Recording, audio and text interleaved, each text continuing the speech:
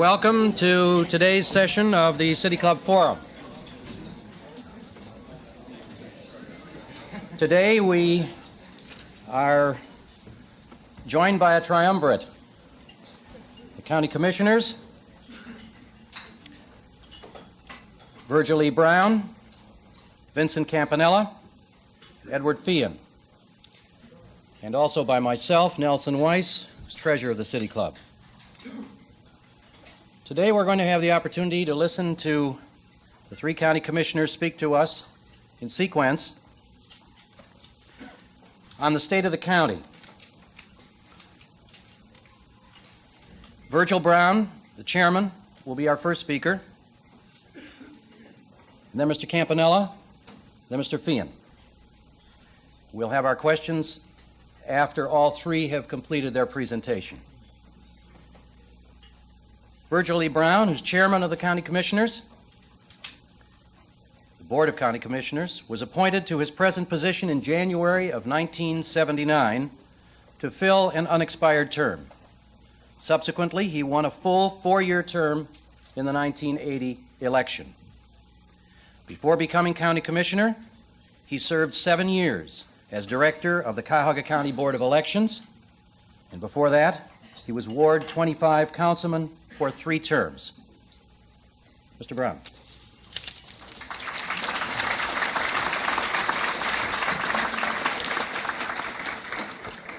Thank you, Mr. Weiss, and good afternoon, ladies and gentlemen. It's very nice to be here, and I note in the audience our former budget director, who evidently saw what the financial climate was going to be and decided to go someplace where there was all the money he could use, and he wouldn't have to be bothered with trying to cut a budget. So nice to see you, Dave. The Reverend Paul Moore, Jr., Episcopal Bishop of New York, in a recent speech before the church club said, "The problem of homeless men has its roots in the dislocation of our economy and the unemployment crisis of minorities in our city." Cuyahoga County, the largest urban county in the state of Ohio, is our city, and it faces a crisis of major proportions because of unemployment and its attendant problems in welfare, social, economic, and educational issues, which are of long standing in this community and throughout the nation. Let me give you one more quote from David Broder's column, "Runaway Deficits, Sick Economy May Overpower Reaganomics," which appears in the February 3rd edition of the Cleveland Plain Dealer. The breakneck pace of the presidential term, Broder writes, is part of the explanation for the wave of unease that has come over the Republican and the conservative movements as they await the formal unveiling of what is rightly considered the policy and political centerpiece of any administration, its budget. Welfare and the state of the economy are domestic issues whose outcome will directly and immediately affect all our lives, whether we are among the fortunate who still have jobs or the growing numbers of the unfortunate who suffer from the ills of unemployment. Welfare and the economy are intertwined, and my two colleagues who share this podium with me today will provide a more detailed statement on the county budget and human services. I shall, in these opening remarks, attempt to provide a context for their more specific statements. The outlook for 1982 in Cuyahoga County is ambiguous, to say the least. We shall balance the budget for this year, but the consequences of a sick economy will overwhelm us toward the end of 1982, and we shall find ourselves swimming against the tide in 83 unless there are drastic and dramatic changes for the better in the economy. 1982 will be a very significant year for Cuyahoga County because decisions that we make in the course of this year will have a long-range impact on our community and the citizens who live here. There are several areas which I would like to highlight. Number one, the budget. Our major and continuing concern for 1982 remains the budget. virtually all our programs will be affected in one way or another by the federal cutbacks that were initiated last year. Now we will begin to feel the actual effects of those cutbacks. Number two, attrition. We have already announced and are carrying through an attrition program among county employees. We have identified certain areas, certain positions that we think that we can manage without and not seriously hamper the services that we deliver to Cuyahoga County residents. Number three, program priority. We placed priorities on programs as we went through the 82 budget hearings. We are limiting new programs that may be started. We are limiting the growth of programs to those which are mandated while simultaneously seeking every possible way to secure additional revenues. Consolidation. We are considering the consolidation of several departments. Number six, commitment to human needs. An overriding thought in all our budgetary considerations is a commitment to place human needs above all other factors. Welfare. The Welfare Department, our largest department. We are taking steps to correct abuses and to utilize current technology so that programs can be run more efficiently and with maximum accountability. Public assistance, as you know, has come under heavy criticism, some of it merited, some of it not. I want to go on record here in saying that on balance, the Welfare Department during the past year has served the public with dedication and integrity. In a speech before the Greater Cleveland Roundtable this past Tuesday, I said, unless we understand our long-standing commitments, we will be unable to plot a course of action which brings into unity the pluralism of our community toward the realization of meaningful goals. What are some of those goals, and what can county government do to help realize them? We are very pleased with the announcement of a $21 million grant from the EPA for work on the Rocky River wastewater treatment plant. This will enable us to finally complete the secondary treatment capability of the plant and to alleviate some long-standing sewage treatment problems in communities in the western part of Cuyahoga County. We are also actively lobbying the EPA to receive a $2 million reimbursement on activated carbon filters which have been installed in the Rocky River plant. Our ongoing cooperative meetings with several communities in the Hilltop area, Richmond Heights, Highland Heights, and Mayfield, will continue this year with the ultimate goal of reaching a suitable solution to drainage problems in the area. Through TV monitoring, we will be able in 1982 to maintain a more effective sewer program, which will help alleviate flooding problems in various areas of the community. To that end, we are also maintaining close contact with the Northeast Ohio Regional Sewer District to coordinate the sewer maintenance program. As you may know, the sewer district recently applied for a major grant to continue work on a major interceptor project in the Hilltop area. A major issue that has surfaced in recent years is the transportation and storage of toxic waste. Cuyahoga County has always maintained a very firm and strict stand on the issue, though much of the activity in that field is under the exclusive jurisdiction of the federal and state governments.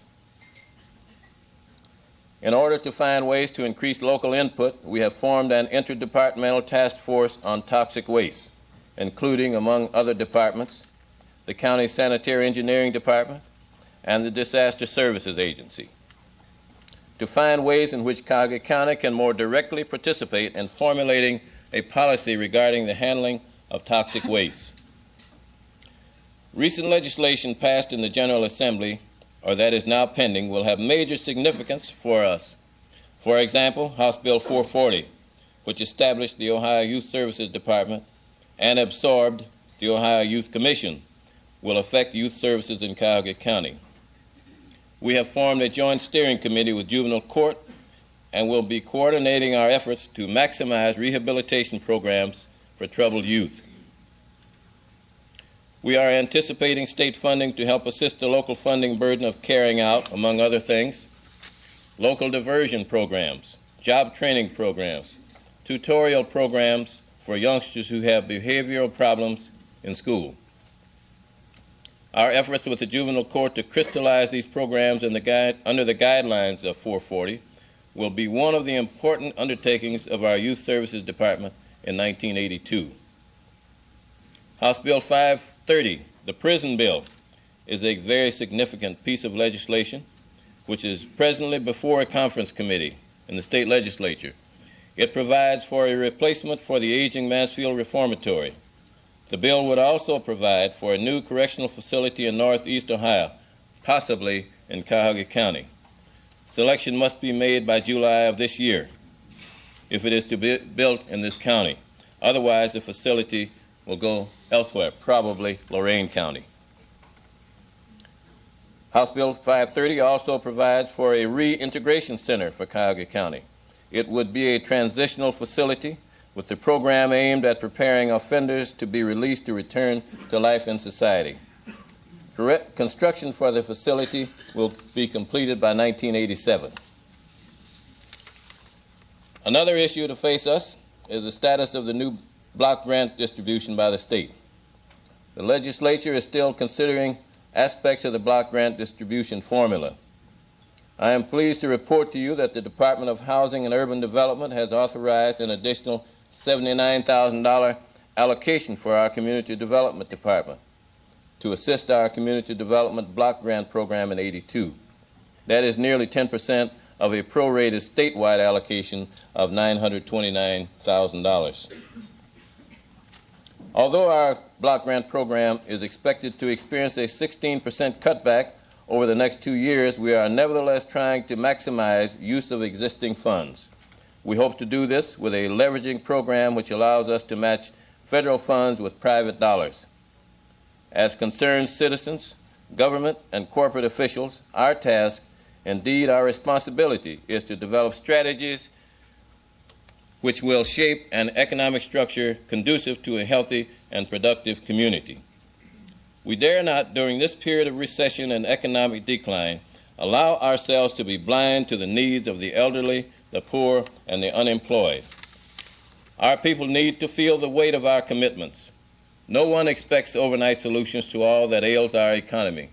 However, people have a right to expect that a human scale be given our response to social and economic dislocations which now devastates the life of so many. I applaud tough-minded action to solve problems of low productivity, inflation, and unseemingly high interest rates. I am also aware of the human cost. County government will work for fiscal responsibility, but it will also maintain programs which protect the integrity of human life. Thank you.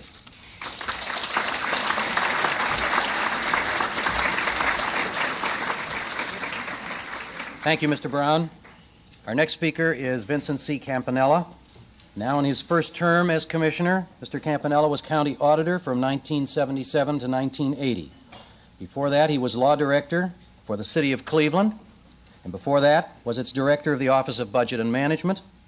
His public service career also includes responsibilities as county deputy auditor from 1963 to 1970. We're working well on schedule, gentlemen, so we'll move right on. Thank you.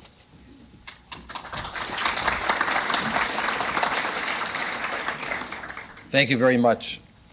You know, when Alan Davis called and said he wanted us to give a State of the County talk, and for three of us to give it, I thought it might be something like the Tale of Three Counties, because we all come from kind of different perspectives. And we've had some growing pains over the past few months, but they've been good growing pains. And I think we've brought a good blend of youth, a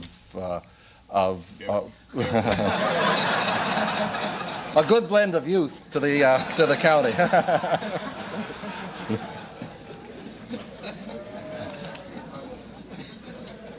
I treat him good. But these are difficult times. To come up here and tell you that everything is rosy would not be truthful. But in my judgment, the difficult times were needed. There's a real need to cut. Now, we've all been reading the horror stories of the state and federal budget cuts. And indeed, there have been some cuts. But the simple fact of the matter is that in Cuyahoga County this year, we are providing the basic services to the needy, to the elderly, and not only that, we've improved some. We've added programs for seniors in the nutrition area and in recreation. We've increased our allocation for food to the Hunger Task Force. We've started a special program for foster care.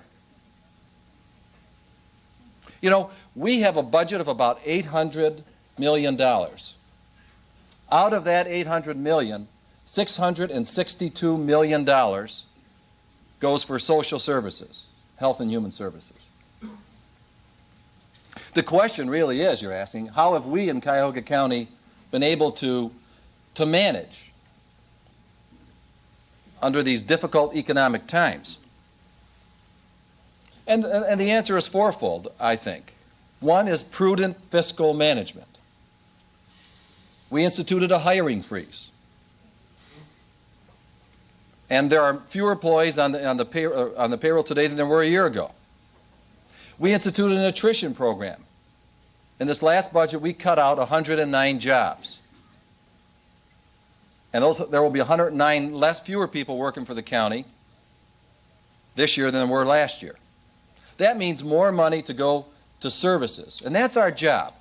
Our job is to save the taxpayers' money and to provide them efficient services. But those two weren't the only answer. We had excellent investment earnings. The interest rates were high, very high this year, and our Treasury notes and some of the other investments provided a great deal of income, which we use for current operating expenses. And those investments had created some balances, and we invaded our balances this year. And that suggests some problems for the future. And indeed, they're coming. What we need is even tighter fiscal control in '82 and '83.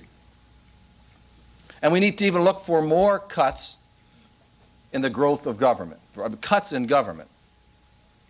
The answer is not to tax the people, because the people are being hurt just as much by inflation and government spending as they are by some of the cuts in government itself. The legislature recently passed a bill that said if the county commissioners want to, without a vote of the people, they can add sales tax. Well, I can tell you this, I, for one person, am not going to do that. Frank Gall and I worked for 4 years to cut property taxes. And the principle we used was this, that there ought to be taxation with representation. And there isn't anymore. And what we're experiencing now is a reaction to that in Washington. Cut, cut, cut. And I know it's difficult. But the simple fact of the matter is people were tired of being continually taxed. You know, a contemporary American humorist was looking at the current situation, and he said, you know, he's talking about the country being founded a few years ago, and he said, taxation without representation is tyranny. He said, but looking at today's economy, taxation with representation ain't so hot either. And I think that what we as a body have to do is we have to work to save all of you money. What does the future hold? We talked about what we did in the past. We have 29 departments in the county. That's larger than Reagan has. Okay? We don't have a room large enough to hold a cabinet meeting. We hold it in sections. I think one of the ways we start is to continue to merge some of these departments, cut it, make it manageable. We've made some already, and we've gone to the Growth Association. In the next few weeks, we hope to have some assistance from the business community to help us reorganize the county, to do it in a non-political way, in a way which will save the taxpayers money. The bottom line, in my judgment, is we must limit the growth of government. In 1929, for every one government employee, there were 25 taxpayers. Today, for every one government employee, there are 5 taxpayers. And in my judgment, that says it all. There's $1 trillion debt, and that's causing problems too. But how can we in Cuyahoga County have an impact on these monstrous figures? There's a danger of trying to bite off more than you can chew. Well, we can do it in some small ways, which have an impact on your economy. We have a taxi cab voucher program. I see Marjorie Hall Ellis, and I agree with Virgil. Marge Hall Ellis is the new director of the welfare department. She's done a superb job, as have many members of her staff have. But these cuts have forced us to look to some abuses of the welfare system. We found that taxi cab vouchers had doubled from about $400,000 to $800,000. I'll give you some round figures. Now, what these vouchers are is that if a person on welfare needs to have emergency and medical assistance and he's non-ambulatory or can't have public transportation, he or she can use a taxi cab, and that's okay. That's right. But what we found is in the last 2 years the cost had doubled. And in looking at it carefully, we found that there were abuses on both sides. Some of the taxi cab drivers were filling in fictitious amounts, and some people were taking free rides on the county to grocery stores. We were able to find one taxi cab driver who had $7,000 or $8,000 of rides in a month. We prosecuted, that person was convicted. And you know what? The following 2 months after that conviction, our rides went down about $10,000 to $15,000 a month. And we have to continue to look for ways to dissuade those who abuse the system. We have over $1 million a year which are lost in the duplication of checks, fraudulent duplication of checks. Somebody comes in, says, I lost my check, my welfare check. By law, within 7 days, if it hasn't been found, we have to give them another check. And what happens is they have these 2 checks, they cash both of them. Eventually we find them and we indict them and convict them. But you know what? There's no recourse. At the recent budget hearing, the public defender came in and he said, you have to stop prosecuting these people because it's costing you twice as much. Since most of them are on welfare, we have to pay for the cost of their defense. It's a real catch-22 situation. That's right. But the dilemma is this, that if we do not continue to pursue the cheats, the people who are really in need aren't going to be provided services. So we're going to continue to do that. We're looking at the electronic transfer of funds, which will prohibit this kind of fraud. On the other side of the coin, when we talk about a sensitive welfare system and elderly and people truly in need, about 5 years ago, there was a story in the Cleveland Press. And it talked about an elderly couple, man 82, wife 80. Man had terminal cancer. She calls the welfare department. It was in Cuyahoga County and said, I really need some help. And they began asking the questions, and bottom line was she owned a home. And they said, well, we can help you, but because you're the owner and he's the owner, well, you'll have to convey it over. And she says, my goodness gracious, that's all I own in my life. And I really don't want to do that. So about a week later, to the credit of that person in the welfare department, they apparently had struck a note, and the welfare worker called her back and said, I have an idea. If you will divorce your husband, he'll qualify for benefits. Okay? Now, I'm not saying that happens every day, but we know that happens, and we know that the system has been abused over the years so that the people who have dignity, or some people who have dignity, are afraid to use it. And so what we have to do is strike a balance. We have to provide those basic services, but we also have to make certain that the people who are abusing it are prosecuted and put in jail. There's going to be some anxious days ahead. These are tough times, very tough times. But I believe that many of us know the system needed to be changed. And I believe this change affords the opportunity for the private sector to work hand in hand with the public sector, for the private sector to perhaps look for ways to fill the gaps that are left by the cuts in government spending. I think it would be good for all of us to look for ways to save the taxpayers' money. And the way to do that is to continue to look for ways to cut government spending. Thank you very much.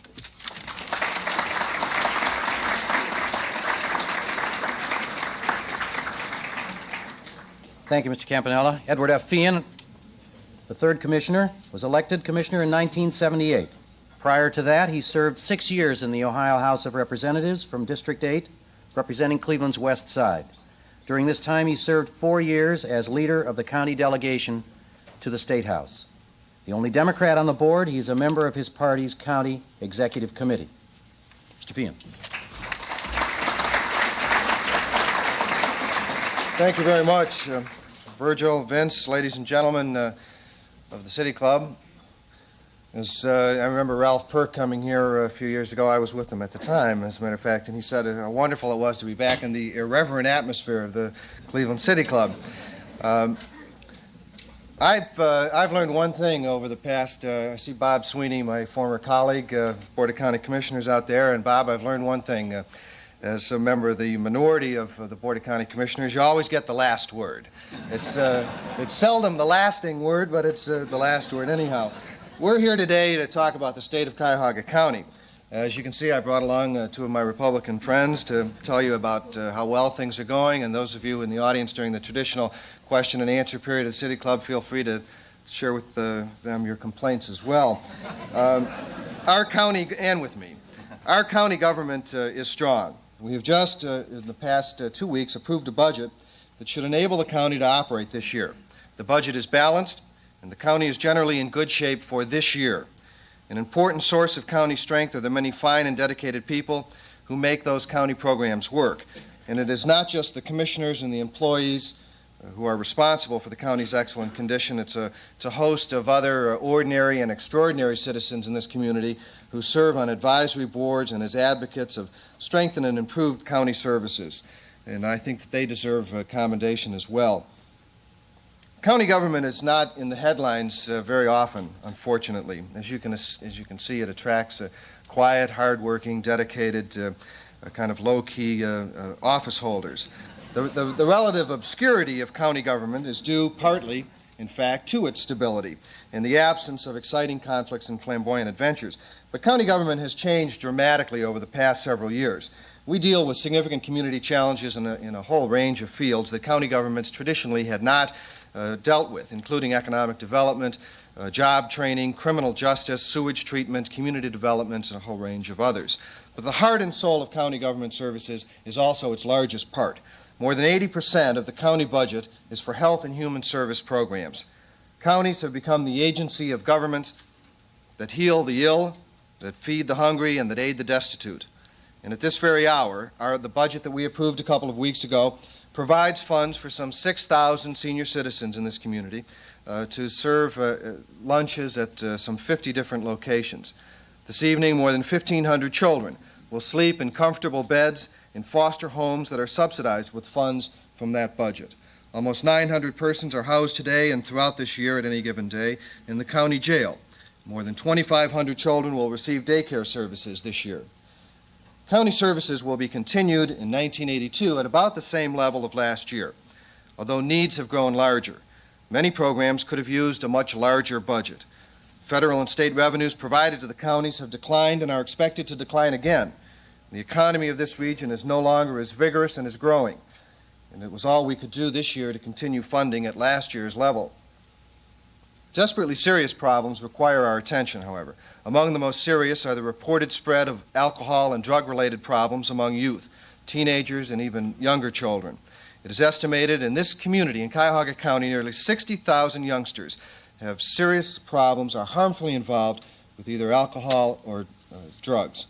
We will begin in 1982 to serve some of those young people. Another desperately serious problem is child abuse in all of its forms. Child neglect is an old story, and counties have cared for neglected and abandoned children for more than a century. There has been, however, an explosive increase in the abuse of small children, not just in this community, of course, but throughout this country. This problem requires a very special kind of social worker who is able to work sympathetically with the situation. There will never be enough, but we will be able to establish this year and fund 2 additional units in our Social Services Division of the Department of Welfare. Hunger. You know from the news how great the need is for additional efforts to provide food to the hungry. Many, many people are hungry in this community. Many churches are operating food programs. The Mayor Voinovich recognized about 3 or 4 weeks ago that there are more than 100,000 Clevelanders who do not know where their next meal is coming from, and he launched at the City a food program. The Board of Commissioners this year increased its appropriation to the Hunger Task Force by 20% to $400,000. And then there is what we will all recognize from both sides of the political spectrum as the welfare mess. Between January of 1980 and October of 1981, the welfare caseload in Cuyahoga County increased roughly from 46,000 cases to 60,000 cases. More than 80,000 food stamp cases exist now. The increased figures reflect a worsening economy and employment conditions. And I think it's also time that we recognize that we generally view ourselves as having a welfare mess when unemployment is low and there is plenty of opportunity to work. But when unemployment is as high as it has been over the past year, welfare, in fact, helps human beings live just beyond reach of utter destitution. The just completed 1982 budget season could not have been more exciting for us. Unemployment was growing, the regional economy was declining, the national economy continuing to defy the best efforts of economic science, and the surprise announcement then of a $1 billion deficit in the state's budget. Interspersed with these factors were the facts and figures presented by persons who came to us pleading for increased budgets for programs vitally important to health and well-being, for the young, for the old, for the ill, and the destitute. Need grows larger, obviously, in times of want. You know, it reminds me, just a few weeks ago, perhaps several of you saw the section, I think, of the Plain Dealer of Quotable Quotes, Jack Kemp, who, if anyone, was the architect, one of the major architects of the Republican tax proposals, who recognized the problems that the economy has brought to people's lives. And he said, I now realize, this is Jack Kemp, I now realize that crime and social problems, to a larger extent than I thought, result from economic problems. If you ain't got no boots, it's tough to lift yourself up by the bootstraps. The only thing that really could possibly have increased the drama for us over the past few weeks would have been for the President of the United States to announce that he would like to have the states take over the welfare programs. And that's, of course, just what happened. President Reagan proposed turning over the monstrously large, the enormously complicated, and the ever-attacked welfare programs to the states. Not, mind you, to IBM, which has demonstrated an enviable record of management competence, not to TRW, one of the admired corporate enterprises of the nation, not even to Chrysler, which builds a very fine car, even if few of us can afford to buy one. Not to any of these. No, the President has proposed turning over the welfare programs to the Ohio Department of Public Welfare. Our state public welfare agency has, for a half-century, been, I think, the most persuasive evidence of the need for continued federal supervision of the state-operated programs. But the argument against turning major programs like those over to the states only begins with Ohio's demonstrated incapacity to manage effectively. There are other considerations. Health and welfare programs began in communities. Many, probably most, began as the kind of program that President Reagan had called for, volunteer programs operated by citizens without governmental aid. Most of the health and human service programs here in Cuyahoga County were begun by civic-minded persons who felt a mixture of concern about human suffering and a desire to protect community life from the consequences of hunger and despair. If I could cite just the example of our own county welfare department, it's the largest of all county departments. It began in 1830 as a very small voluntary effort. A century later, in the 1930s, because of the overwhelming unemployment problems, it was turned over by the then voluntary sector to the county government. And they gave the county government not just the director, but 1,000 employees, which is the beginning then of the welfare department that we know now. It is not the story of a mindless bureaucracy invented by Franklin Roosevelt. Many, many other governmental programs began in the private or the voluntary sector, and they became governmental programs after they demonstrated their effectiveness and the inability of the private sector to continue to sustain them. For Cuyahoga County to thrive in the 1980s, we're going to have to be creative and bold. We're going to have to adapt county government to new and increased responsibilities, and I believe we will. In 1982, we expect to be the first county in this country to use electronic fund transfer to handle welfare payments. The use of EFT will virtually eliminate major opportunities for fraud. EFT will save this county $1.5 million in its first year. We have tested it for the past couple of years with 2,000 families, and we know that it works. We are proud of the cooperation that we've received from the banks and savings and loans, from the state of Ohio, from the Legal Aid Society, and the Welfare Rights Organization. In 1982, the Board of County Commissioners Children's Services Task Force is going to make substantive recommendations for changes in the policies and the programs for foster care and adoptions, so that we will not have a waiting list as we do now of about 150 children for foster care. In 1982, the new Community Information and Volunteer Action Center, which established itself, opened a week ago, will take new life and continue to increase public awareness of the availability of services and the stimulation of volunteerism. 2 weeks ago, we adopted a $680 million budget. And as with every other prior county budget, we adopted our budget in a relative vacuum, without consultation with other major funders of health and human service programs. They, in turn, adopted their multi-million-dollar budgets without the benefit of coordination with us. The federal and state budget crisis is going to force us, I hope, to begin a procedure of joint planning for the funding of health and human service programs in Cuyahoga County. I am proposing, and I would set as our foremost pressing need in 1982, the creation of a Cuyahoga County Human Services Planning Council, a forum which would bring together the Board of County Commissioners, the Mayor of the City of Cleveland, the President of United Way Services, the Chairmen of the Mental Health Board and the Mental Retardation Board, and the leaders of the Catholic, Protestant, and Jewish service organizations. It's a forum that would make health and human services planning and funding more effective and more responsive to this community's needs. I don't think we any longer have the luxury of funding and contracting for services in the same atmosphere of isolation that has existed for decades. We have, perhaps in 1982, the most unique set of circumstances. I think we have the economic impetus and we have the cooperative atmosphere that we would need. I just want to conclude on this thought. Archibald MacLeish, about 20 years ago, which was about the same time that the New Frontier and the Great Society policies were being fashioned, listened to the arguments about who in our society should do what to meet the needs of our country and its people. And he wrote the statement that I think is probably even more appropriate today. We talk as though the great question before our society was whether the things that need to be done in America to keep this last best hope of Earth alive should be done by the federal government, or by the states, or perhaps by the cities, or by industries, or by some kind of organization. The question before our society is simply whether or not these things will be done.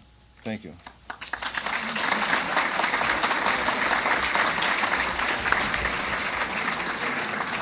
Thank you, Mr. Feighan. Thank you, gentlemen. We're running just a little bit late, and so I'll move as quickly as I can through some announcements. Today at the City Club, we're listening to our county commissioners with their State of the County report. In a moment or two, we'll have some questions and some answers, hopefully. But for the moment, I'd like to speak to you about the City Club itself and remind all of you in the audience here and in the audience listening to us that we have a completely open membership. Our policy is that anyone is welcome to join. I'd like to add a personal comment that this organization, its concept, its goals, and its history are something that make it very special to this community.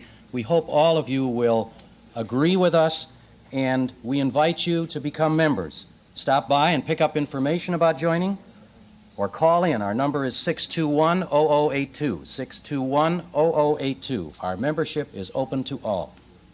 Today, as always, we have students with us who are participating in our Living Seminars program, which we sponsor in cooperation with the Cleveland Public Schools and with the support of Sohio. Today, our students are from Benedictine, John Marshall, Maple Heights, and Shaker Heights High Schools. Will they stand up, please, and receive our welcome? Thank you. They're going to be meeting with the county commissioners right after our forum here for their own seminar. Next week, the speaker, arranged by our excellent Pitt Curtis, who's here at the front table, is someone whose name is not too well known to many of us, but I'm sure we'll get to know her a little better when she comes. Her name is Phyllis Schlafly. She is going to speak on the subject of, do we want a gender-free society? It's not mine, it's not mine. Wait till she gets...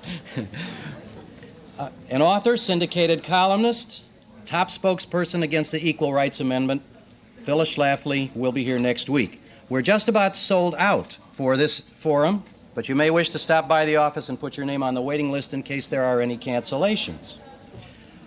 Now for our questions for the three commissioners, Commissioners Brown, Campanella, and Feighan.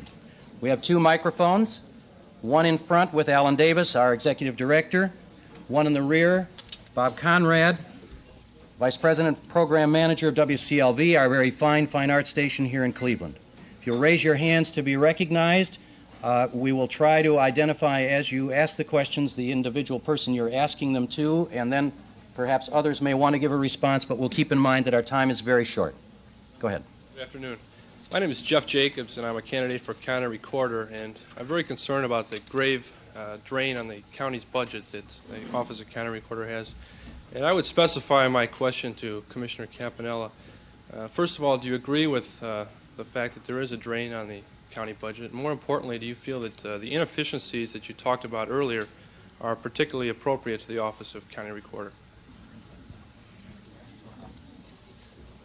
Well, Jeff, that seems like somewhat of a loaded question. I can say this, that the drain perhaps is caused by one thing, and that's that there has been a fairly constant level of fees in the county recorder's office for filing deeds and liens and everything else, and whereas the cost of that office has gone up. Now, what there's a need for, and Tim Feighan proposed, is to probably increase those deeds fees for filing fees, and perhaps there are also ways in which you can cut the cost of the office. That's pretty much of a political answer, isn't it? I'd like to direct this question to Mr. Feighan. I want to commend him on his suggestion of a Human Services Council for the county, but in reference to one other comment he made about the new federalism that has just been proposed. In the discussion of this, and if we were to transfer many of things such as welfare to the state level, can you envision that we can develop some leadership at the state level, which you say we now don't have, but could we develop it in the future that possibly this would make the idea palatable? I respect the idea as a very dramatic, a very bold proposal. The fact of the matter is that with respect to income maintenance programs, it is a bad system. None of us are happy with the system.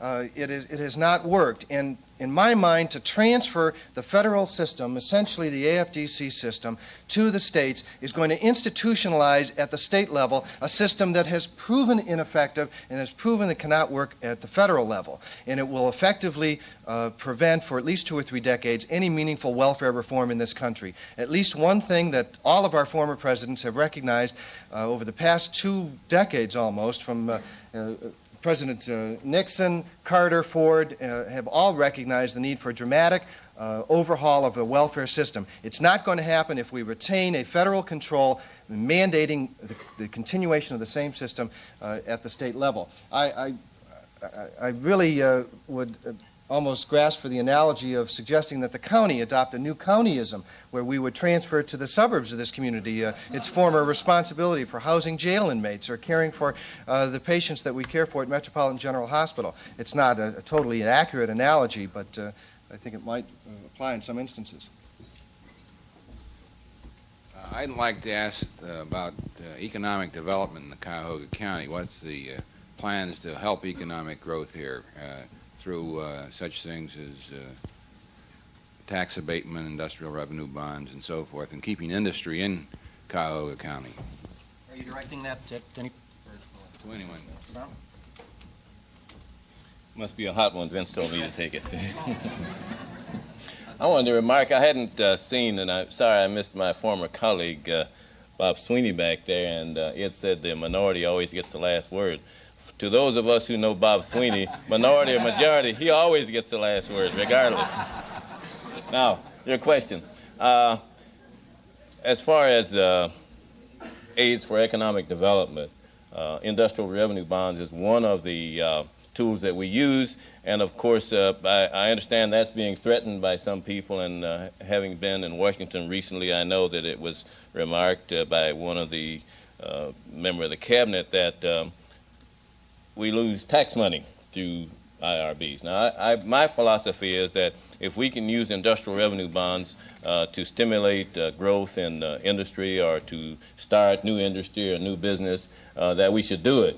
And also my theory is that if we give up some money on the front end through the loss of some taxes, that we more than make that up by providing jobs through which people will be, rather than living off the taxpayers' dollars, will be themselves producers. So I favor that. The economic development has many ideas and tools that they're working on. We have some developments in mind on some county-owned property, and we're generally doing whatever we can to aid. We're open to suggestions.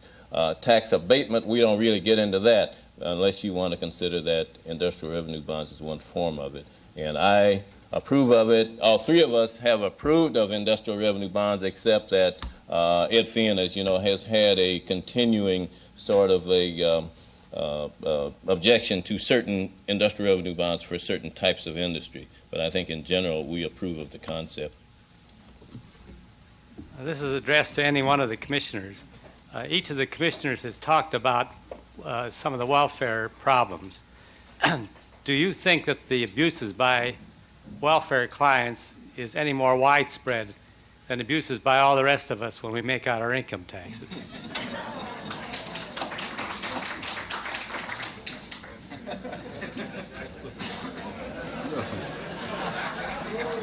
Yes.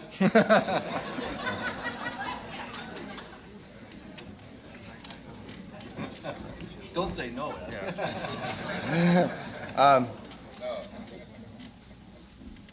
I think we're all troubled by the abuse that we see in any governmental program. It so happens that some of the abuses that we see in welfare programs are the most obvious. When I was first elected to the Board of County Commissioners, one of the largest sources of abuse in the welfare program was in Medicaid.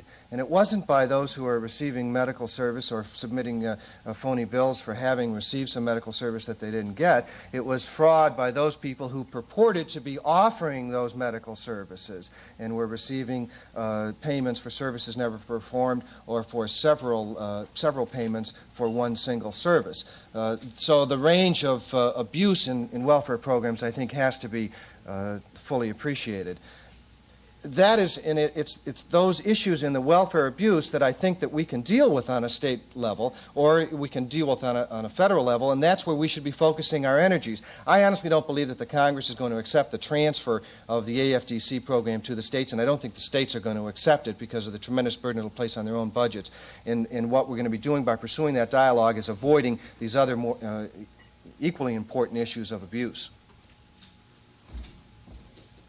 Commissioner Feighan, I want to ask you, you spoke about the helping the 60,000 young people who are on alcohol and other drugs, and it's gone down to elementary school, unfortunately. That's fine, but is it that just talk? Are you going to have, do you have any actual plans made out? Do you have any specific ways that could ever reach those people or do anything about it? In 1978, the Board of County Commissioners brought a Health and Human Services levy to the people of this community, and as part of that commitment, the Board then made, under the leadership of Bob Sweeney primarily, a commitment that $2 million of that money would be dedicated to alcoholism programs. In 1979, an acute care hospital, Horizon Center, was opened up for adult treatment of alcoholism. We realized, though, in late '79 that in order to effectively address the problem, we had to work with the young people of this community. So in 1980, in early '81, we established an outreach center through Horizon that works with our Youth Services Department. And last year, Gail Channing, who's the director of that program, and working with the Deputy Director, Milt Tenenbaum, met with about 2,500 parents and teachers through an in-service program. We are hoping to establish a residential treatment center in this community, hopefully in 1982, for youth who are harmfully addicted to alcohol or drug abuse. We have been working with a host of school systems in the county, and will increase that number in 1982. So we are very much heavily involved in trying to address the alcoholism and drug addiction problem among youth. This is directed to all the county commissioners. You've all addressed and talked about the worsening economic scene for human life in Cuyahoga County. You've talked about the fact that you think that there are sufficient funds through 1982 to support the needs of those who, and there are many more people, very non-traditional people, who may be seeking aid from the county. Is there going to be a need for Health and Human Services levy issue in June?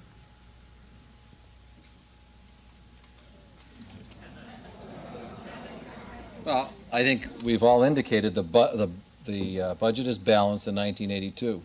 Nobody knows what the economy is going to look like 6 or 8 months from now. I do not see a Health and Human Services levy in June of '82. I think we have two things to do. We have to continue to have prudent management and some prudent cuts in our own budget.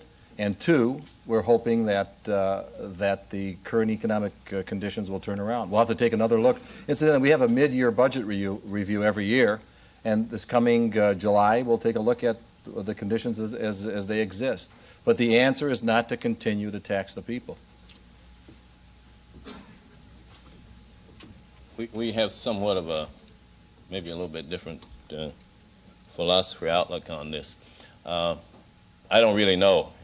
Currently, our staff is looking into finding what all the needs are, if there are any duplications, and if there's any way we can cut out duplications and save some money there. We will, if we keep going, use up the reserves that we have in 1983 and probably still run over. I guess the whole question is, and Vince stated in his program about the difference in the number of people that it took to support a number of taxpayers to support certain things in 29 and now. The difference is how many more things government does for people now than it did in 29. There are so many more different things. I guess the question we have to answer is, what is our philosophy, all of us, you and I, on what we want to do for people? And if we want to do more and more and more things, there is no other way to do it but through taxes. There's just no other way. Government only gets money from one source. You know, you can talk about shifting it to the state, to the federal, or the county, or the city. It all comes back to me and you. So that's, I think, what we have to decide. How many things do we want to continue to do? And each year it has escalated from what it started back in the days of Franklin D. Roosevelt to what it is now. And in so doing, there's more and more opportunity for people, as I think Ed mentioned, Medicaid. No, it's not just the poor people, not just the recipients. As a matter of fact, the people that are making the most money out of poverty is not the poor people. It's those on the upper level. And that is what has to be cured. I don't have the answer. I don't know. But to directly answer your question, I think we have to decide, what do we want to deliver? And whatever has to be delivered has to be paid for some way.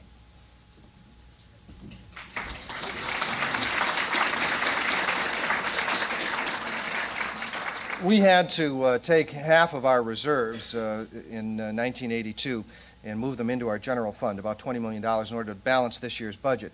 Next year, if we take that remaining $20 million and move it into the general fund, we will still be facing a deficit probably of anywhere from $15 to $25 million. Facing that, as well as the uncertainty now of some more federal cuts and what the state is going to do, we don't know with its budget deficit. We really do not have all of the information at hand to make a judgment about a levy this June.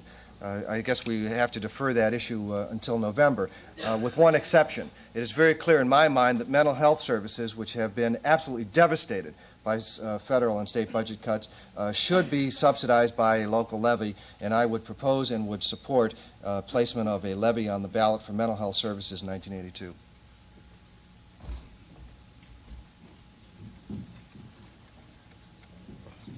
Can't let an opportunity go by, excuse me, of the three of there to compliment you on the services at Metro General Hospital. I have used it for physical therapy in the past, and it is immaculate. Everyone is courteous, well-trained.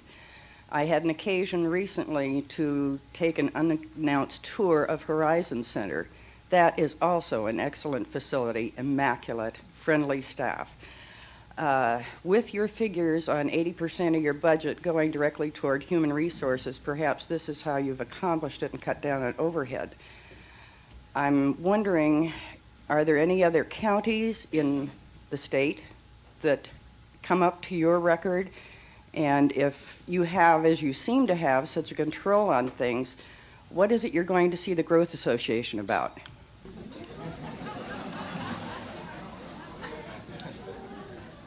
First of all, you ask, does any other county approach us? And you're asking the wrong people. We, of course, say no. We think we're the best county. And I think that is pretty much true, especially in the area of human services. I think that Cuyahoga County does deliver more and more efficient and better human services than any other county in the state of Ohio. We are, too, very proud of Metro General and the Horizon Center, and very proud because Metro General is recognized for certain services throughout the nation. Now, I didn't quite understand your question on the Growth Association.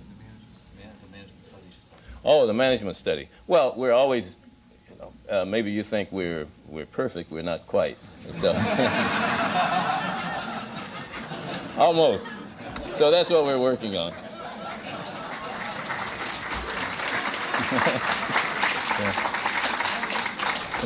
I think it really does get back to what Virgil said earlier, is that it depends on what you want to provide.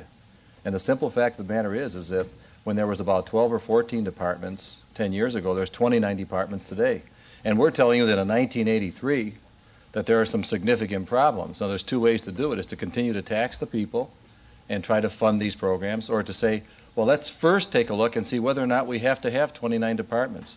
And I think that and incidentally, all three of us support it, so it's kind of a bipartisan approach, the going to the business community and saying to them, there are some other ways in which we can save the taxpayers' money. Can you help us do this in a non-political way?